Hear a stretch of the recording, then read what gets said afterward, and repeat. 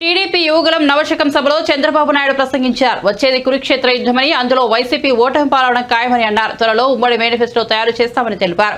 రానున్న రోజుల్లో అమరావతి, తిరుపతిలో నిర్వహిస్తామని, సభలు నిర్వహించి అమరావతి లేదా తిరుపతి సభలో మేనిఫెస్టోను ప్రకటిస్తామని చంద్రబాబు వెల్లడించారు. టీడీపీ జనసేన పొత్తులు ముందుకు తీసుకెళ్తామని, భవిష్యత్ కార్యాచరణపై అధ్యయనం చేస్తామని చెప్పారు. మీరొక అడుగు ముందుకు వేయండి, మేము 100 అడుగులు ముందుకు వేస్తామని, మీరొక త్యాగం చేయండి, మేము 100 త్యాగాలు చేసి ఈ రాష్ట్రాన్ని పైకి తీసుకోవడానికి ప్రయత్నిస్తామని చంద్రబాబు ప్రజలకు పిలుపునిచ్చారు.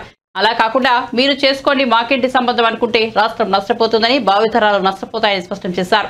ఏపీ వైసీపీ విముక్త రాష్ట్రం కావాలి. జగన్ చేసిన పాపాలు రాష్ట్రాన్ని శాపంలో చుట్టుకున్నాయి. వైసీపీకి ఒక్క ఓటు వేసినా రాష్ట్రానికి శాపంలా మారుతుందన్నారు. జగన్ రాజకీయాలకు ఏమాత్రం పనికిరాని వ్యక్తి అని పేర్కొన్నారు. రాష్ట్రంలో ఓట్లు దొంగలు పడ్డారని, టీడీపీ జనసేన సానుభూతి పరుల ఓట్లు తొలగిస్తున్నారన్నారు. ఓట్లు ఉన్నాయో లేదో ప్రజలు పరిశీలించుకోవాలని చంద్రబాబు పేర్కొన్నారు. రాయించుకుంటే ఇది తప్పని అడిగితే రక్షించే నాదుడే లేడు.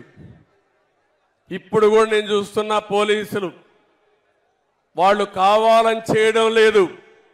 వాళ్ళ మెడ మీద కత్తి పెట్టి చేయకపోతే మిమ్మల్ని ట్రాన్స్ఫర్ చేస్తాం, విఆర్ఎస్ లో పెడతాం, ఏసీబీలో పంపిస్తామంటే భయపడిపోయి తప్పుడు కేసులు పెట్టి ఈరోజు అందరినీ వేధించే పరిస్థితికి వచ్చారు.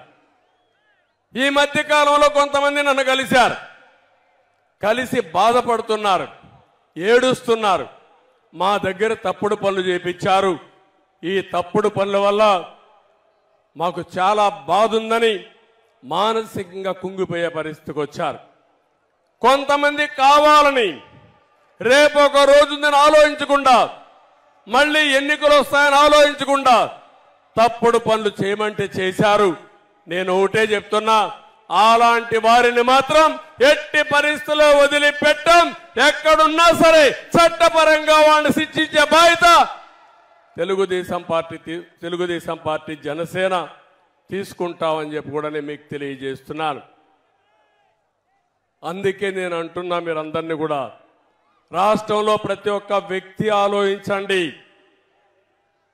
ఏదో మాకందరికీ ముఖ్యమంత్రి పదవులు కావాలనో అధికారం కావాలని కాదు. ఈ రాష్ట్రంలో ప్రజాస్వామ్యం కూని చేయబడ్డది. ఏ వ్యక్తి కూడా స్వేచ్ఛగా మాట్లాడలేకుండా, నచ్చిన పార్టీకి సహకరించే పరిస్థితి కూడా లేకుండా. ఒక్క విషయం మీరు గుర్తుపెట్టుకోండి, ఒంగోలులో మహానాడు పెట్టాం, బస్సులు రానియకుండా, మీటింగ్కి స్థలం ఇవ్వనీయకుండా నానా ఇబ్బందులు పెట్టారు. ఆ రోజు కూడా ఎక్కడికక్కడ ప్రజలైతే పెద్ద ఎత్తున వాహనాలు వేసుకుని సొంత వాహనాలతో ట్రాక్టర్లతో 2 రోజులకు 3 రోజులకు మునిపే ఆ వెన్యూకి చేరారు. ఈరోజు ఇక్కడ పెట్టాం, మీటింగ్ పెట్టాం. కేంద్రం ట్రైన్స్ కావాలంటే ఇచ్చారు, రాష్ట్రం మాత్రం ఆర్టీసీ బస్సు ఒకటి ఇవ్వాల. ఏం తమ్ముళ్ళు, 5 కోట్ల ప్రజలు ఆలోచించుకోవాలి. నీ మీటింగ్ పెడితే ప్రైవేటు బస్సులు, ఆర్టీసీ బస్సులు ఇష్టానుసారంగా వాడతారు. అదే ప్రతిపక్షం మీటింగ్ పెడితే మేము డబ్బులు కడతామంటే బస్సులు ఇవ్వనీయకుండా చేశారంటే ఇది ప్రజాస్వామ్యమా అని మిమ్మల్ని అడుగుతున్నా. కడాన ఆటోలు వస్తా ఉంటే ఆటోలు కూడా రాకూడదని అడ్డం పడ్డారు.